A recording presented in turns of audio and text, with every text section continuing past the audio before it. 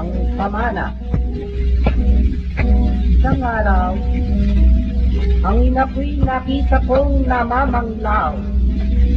Naglilinis ng marumit mga lumang kasangkapan. Sa pilak ng kanyang buhok na hidla ng katandaan, nakita kong ang maraming taonong kahirapan. Sa guhit ng kanyang pituing lumalan araw-araw, nakita kong ang ina ko'y di naman din namamanglaw. At ang sabi, itong piyano'y sa'yo ko'y bibigay, ang kubyertos nating pila kay isang maiiwan. Mga silya kaparador sa kaitikong ibibigay, sa ganyang ko hinahati itong ating munting yaman. Inilit kong pasayahin ang lungkot ng aking mukha, sinangka kong magpatawa upang siya'y matuwa.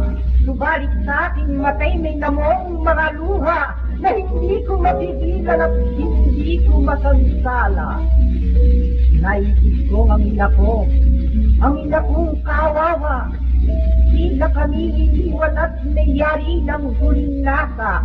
At sa halip na magganap sa tama ng mapapala, sa puso ko'y dumalaw ang malungkot na gulita.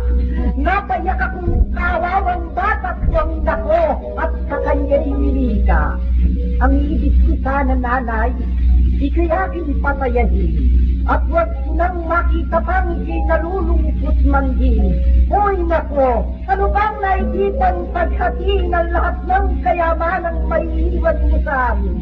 Wala naman yung sagot.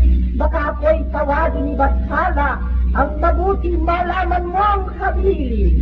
Yung piano, yung silya alamin, pamana ko na sa inyo mga bunsong ginigili. Ngunit inang ang sagot ko, ang lahat ng kasangkapan, ang lahat ng yaman dito ay hindi ko kailangan. Ang ibig ko'y ito'y lang. Hinihiling ko sa Diyos ng pamana ko ikaw. Aanhin ko ang piano kapag ikaw ay namatay. Hindi ko matutugtog sa tabi ng iyong hukay. Ang ibig ko ikaw lang at mabuhay ka na lamang.